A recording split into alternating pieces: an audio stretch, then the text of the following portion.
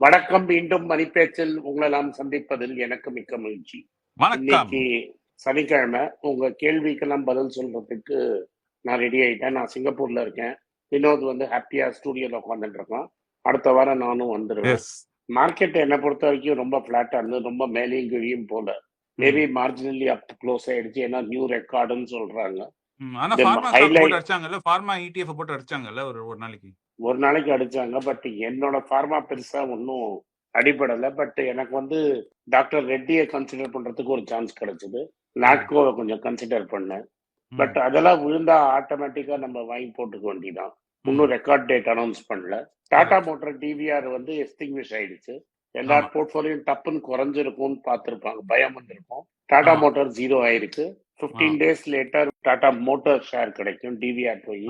நிறைய பேர் போட்டிருக்கீங்க, உங்களுக்கு டாடா மோட்டார்ஸ்ல ஒரு எக்ஸல் ஷீட் வந்திருக்கும் டிவிடெண்ட் டாக்ஸ் எவ்வளோன்னு கால்குலேட் பண்றதுக்கு.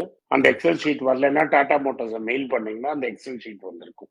Correct. And Tata motors even now வந்து very valuable stock to consider.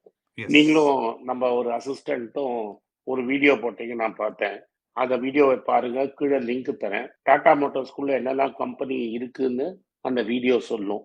And TPG group வந்து டாடா டெக்னாலஜிஸ்ல ஒரு 2% வித்தாங்க shares.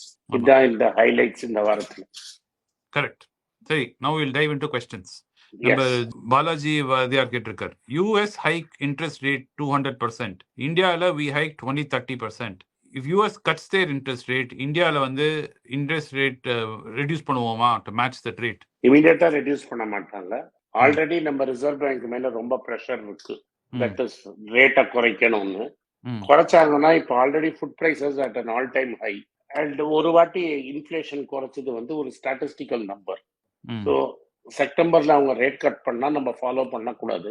But there is a lot of pressure வந்து ஆர்பிஐ கவர்னர் பண்றாதா இல்லையான்னு பார்க்கலாம். பட் 1-2 பண்ணா கூட he cannot go at the pace at which Powell பண்ற பேஸ்ல. ஏன்னா ஆல்ரெடி பாத்தீங்கன்னா மற்ற கரன்சிலாம் ரேலி ஆயிருக்கு அகேன்ஸ்ட் த டாலர். நம்மளால ரேலி பண்ண முடியாம நம்ம அங்கேயே இருக்கோம். ஸோ நீ any thought of a rate cut, rupee will go down further.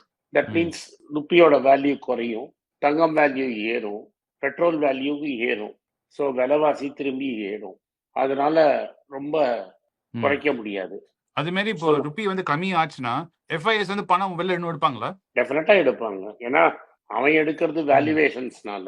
Valuations நம்மளுக்கு இம்ப்ரூவ் ஆகல. ஏன்னா வந்து நம்மளோட Nifty earnings was very bad last quarter. And நம்மளோட இது growth நேத்து வந்து லோவஸ்ட் இன் 5 quarters.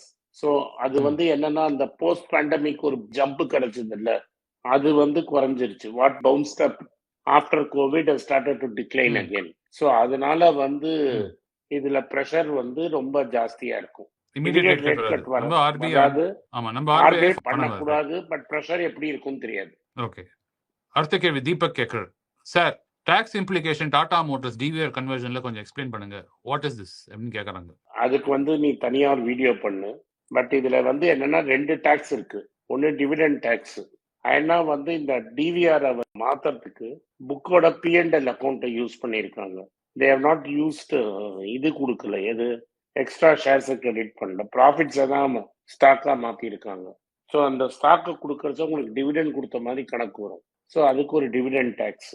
அதுக்கப்புறம் உங்களுக்கு எந்த ரேட்ல அந்த ஷேர் அலாட் ஆயிருக்குன்னு பார்க்கறச்ச நீங்க வாங்கின ரேட்டுக்கும், இப்போ நான் 50 ரூபா 60 ரூபாய்க்கு வாங்கியிருப்பேன், எனக்கு நீங்க 1000 ரூபாய்க்கு ஷேர் வர போகுது.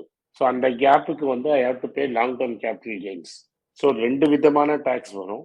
ஒன்று டிவிடெண்ட் டேக்ஸ் வரும், ஒன்று லாங் டர்ம் கேபிட்டல் கெயின்ஸ் வரும்.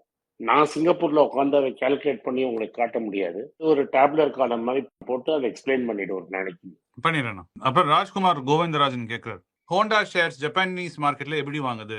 info@anandsrinivasan.in அந்த இமெயில்ல மெயில் பண்ணுங்க, எங்க டீம் உங்களை கான்டாக்ட் பண்ணுவாங்க. ஓகே. ஸோ யாருக்கெல்லாம் இது மாதிரி டவுட் இருக்கோ, American market, Japanese market, please இந்த info@anandsrinivasanக்கு மெயில் அனுப்புங்க. மெயில் அனுப்பிச்சிங்கன்னா ஆனந்த் சார் டீம் வந்து உங்களை டெஃபினட்டா கான்டாக்ட் பண்ணுவாங்க. மணிஷ் கேட்கிறார், கொச்சின் ஷிப்யார்ட் ஸ்டாக் 30% இறங்கி இருக்கான். பாஸ் இப்ப எல்லா பப்ளிக் செக்டர் ஸ்டாக்கும் இறங்கி இருக்கு. மின்ட்ல ஒரு ஆர்டிக்கிள் வந்து இருந்தது, ஃபோமானால எப்படி மேகசான் டாக் வாங்கினாங்க எல்லாரும்னு. ஆக்சுவலா ஏர்னிங்ஸுக்காக கணக்கு போட்டு ஐசிஐசிஐ செக்யூரிட்டிஸே அது வந்து 70% குறையுமோ 30% குறையுமோன்னு சொன்னாங்க. ஸோ கவர்மெண்ட் ஸ்டாக் வாங்காதீங்கிறது என்னோட அட்வைஸ். Decision Correct. உங்களுது. ஆமா. அது ஏன் அது வாங்காதுன்னு பார்க்கணும் உங்களுக்கு ஆசைப்பட்டீங்கன்னா, இன்னும் detail explanation Anand sir book வாங்குங்க. அந்த புக்க படிச்சீங்கன்னா, அந்த ரெட் புக்ல அவர் கிளியரா ஒரு சாப்டர் எழுதியிருக்கார். ஏன் வந்து கவர்ன்மெண்ட் ஸ்டாக் வந்து அவர் கன்சிடர் பண்ணல. அப்போ உங்களுக்கு இன்னும் நிறைய புரியும். சரிங்களா? கணேஷ் கேட்கிறார். நாட்கோ ஃபார்மா இந்த ரேட்ல பார்க்கலாமா? நான் வந்து 520 ரூபீஸ்க்கு வாங்கியிருக்கேன். இப்போ இந்த விலைக்கு வாங்கினா கொஞ்சம் மாதிரியா இருக்குங்க. இது நான் ராகேஷ் ஜுன்ஜன்வாலா கதையை வச்சுதான் சொல்லணும். 30 ரூபாய்க்கும் டைட்டன் வாங்கினாரு, 300 ரூபாய்க்கும் டைட்டன் வாங்கினாரு. 10 மடங்கு. நீங்க 3 மடங்கு தான் வாங்குறீங்க. தயவு செஞ்சு கன்சிடர் பண்ணுங்க. கரெக்ட். ஆனந்த் சார் நிறைய வாட்டி சொல்லியிருக்குங்க. வேல்யூ பாருங்க. வேல்யூ வந்து ஒரு ஸ்டாக்ல இருந்ததுன்னா, கம்பெனி நல்லா இருந்ததுன்னா, கன்சிடர் பண்ணதுக்கு ஆல்வேஸ் தேர். வேல்யூ பார்த்தீங்கன்னா, நீங்க இது மாதிரி பயப்பட மாட்டீங்க. நீங்க வந்து பிரைஸ் எப்பயும் பார்க்குறீங்க. அது தப்பான மெட்ரிக் பார்க்கறதுக்கு. அதான் சொல்ல வரேன். ரூகேஷ் கேட்கிறார். ஒய் கோல்ட் ETF வந்து இன்க்ரீஸ் ஆக மாட்டேங்குது? கோல்ட் விலை ஏறி இருக்கு. ஆனா ஏன் ETF விலை ஏற மாட்டேங்குது? நீங்க எந்த ETF வாங்கினீங்கன்னு எனக்கு தெரியாது. நீங்க வாங்கின ETFக்கு ட்ராக்கிங் எரர் இருக்கும். உங்க ETF-ஓட பிரைஸும் Asia's largest market is Bombay Zaveri Bazaar. அந்த ஜவேரி பஜார் க்ளோசிங்கையும் ட்ராக் பண்ணீங்கன்னா உங்களுக்கு ட்ராக்கிங் எரர் ஒன்று இருக்கும். உங்களோட ETFல ட்ராக்கிங் எரர் ரொம்ப ஜாஸ்தியா இருந்ததுன்னா அவங்கள மெயில் பண்ணுங்க. யார அந்த ஏஎம்சியை மெயில் பண்ணா அவங்க பதில் போடுவாங்க. அப்படியும் உங்களால கன்வின்ஸ் ஆகலைன்னா வித்துட்டு வேற ஏதாவது வாங்க. அப்புறம் அருள் கேம் கேட்கிறார். Sir, IDFC and first bank மர்ஜா போகும்போது 1.5 இயர்ஸ் ஆயிடுத்து. வாங்கி இப்போ நம்ம என்ன செய்யுது? மர்ஜர் உப்பு ஆக போறது ஒண்ணுமே தெரியலையே. சார், நான் வைத்தியநாதன் இல்லை, பட் அது வந்து இப்போ காம்படிஷன் கவுண்ட் கிளியர் ஆயிடுச்சு, NCLT கிளியர் ஆயிடுச்சு. அடுத்த 6 மாசத்துலேருந்து 1 வருஷத்துக்குள்ள ஆயிடும். பட் நம்ம வந்து லாங் டேர்ம் கேம் பிளேயர். ஐடிஎஃப்சியில் வேற ஒன்றுமே கிடையாது. ஹோல்டிங் ஆஃப் ஐடிஎஃப்சி தான் இருக்கு. there will be technical reasons. அதுக்காக நீங்கள் பொறுமையாக இருக்கணும். 3 மாதம் 6 மாதம் 1 வருஷம் 2 வருஷத்துக்கு கேம் ஆட வந்தீங்கன்னா ஆடாதீங்க. மினிமம் 5 இயர்ஸ் வெயிட் பண்ணுங்கன்னு சொல்லியிருக்கோம். கரெக்ட். அப்புறம் கடைசி கேள்வி. ஒரு வியூவருக்கு வந்து அவங்க தாத்தா வந்து 1943ல வந்து ஒரு கம்பெனில வந்து ஸ்டாக் வாங்கியிருக்காரு. அந்த பேப்பர் சர்டிபிகேட் வச்சுருக்காரு 1943ல. எல்லாம் இந்த கம்பெனி இப்போ வேற கம்பெனி வாங்கி எல்லாம் வித்து எல்லாம் மெர்ஜா எல்லாம் ஆயிடுச்சு. அது ஏதாவது பண்ண முடியுமா அந்த பேப்பர் வச்சுட்டு? அந்த கம்பெனியோட சக்சஸர் கம்பெனி இன்னும் இருந்ததுன்னா டெஃபினட்டா பண்ண முடியும். இப்ப வந்து எனக்கே ஒரு கம்பெனி பேப்பர் இப்ப மாத்தினேன். நான் மாத்தி ஏன்னா I wanted to get rid of it. கனோரியான்னு ஒரு கம்பெனி, அது இப்ப இன்ஃப்ராஸ்ட்ரக்சர்னு மாறி இருக்கு. ஸோ அந்த கனோரியா பேப்பர் தான் என்கிட்ட இருந்தது. அதை நான் இன்ஃப்ராஸ்ட்ரக்சரா மாத்தி அந்த இன்ஃப்ராஸ்ட்ரக்சர் ஸ்டாக்கை வித்து நான் இன்னொரு ஸ்டாக்கா வாங்கிட்டேன். So it is possible. But உங்களுக்கு வந்து நீங்க அந்த ஹிஸ்டரி ஆஃப் தட் கம்பெனியை ட்ராக் பண்ணி என்ன கம்பெனியா இருக்கு, எந்த ஷேர் ஸ்வாப்ல இருக்குன்னு பார்த்து நீங்க வந்து அந்த தாத்தாக்கு வந்து யாரெல்லாம் லீகல் ஹேர்ஸ் இருக்காங்கன்னு இருக்கு. தாத்தாட்டே நீங்க நேரம் வர முடியாது. தாத்தா உங்க அம்மாவோட அப்பானா உங்க அம்மாவோட பிரதர்ஸ், அவங்க தான் லீகல் ஹேர்ஸ்.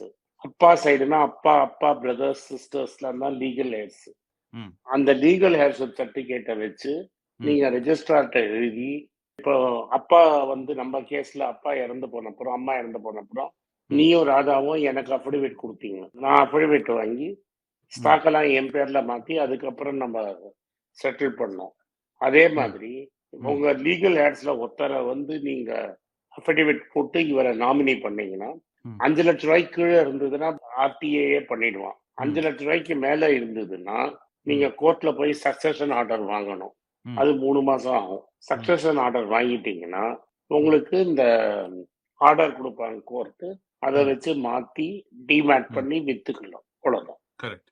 ஸோ முக்கியமா என்ன நீங்க ஞாபகம் வச்சுக்கணும்னா, அந்த கம்பெனி வந்து டேக் ஓவர் ஆச்சுன்னா அந்த இன்னொரு டேக் ஓவர் கம்பெனியும் வந்து உயிரோட இருக்கணும். கம்பெனி நம்ம அனில் அம்பானி கம்பெனி மாதிரி ஏதாவது டிவால் ஆயிடுச்சுன்னா அது ஒரு கதை ஓவர். அண்ட் அதுக்கப்புறம் யார் legal hairs and succession certificate வேணுமா வேண்டாமாங்கிறது உங்களுக்கு கிளியரா தெரிஞ்சிருக்கும். இதுதான் இம்பார்ட்டன்ட் பாயிண்ட். அண்ட் நீங்க என்ன கேட்டதுக்கு நான் சொல்றேன், போன வாரம் நானே நாட்கோ கன்சிடர் பண்ணேன். போன வாரம் சீப்பா இருந்தது. ஃபார்மா அடிச்சா இன்னைக்கு நம்ம நாட்கோ கன்சிடர் பண்ணோம். இன்னைக்கு இவ்வளவுதான் கேள்வி. இந்த வீடியோ உங்களுக்கு பிடிச்சிருந்தா வீடியோ லைக் பண்ணுங்க, எங்க சேனலை சப்ஸ்கிரைப் பண்ணுங்க, பெல் நோட்டிபிகேஷன் தட்டுங்க. இந்த வீடியோவை முடிஞ்சா உங்க சொந்தக்காரங்களுக்கும் ஃப்ரெண்ட்ஸுக்கும் அனுப்புங்க, பாருங்க. உங்க சந்தேகம் இருந்தா கேளுங்க.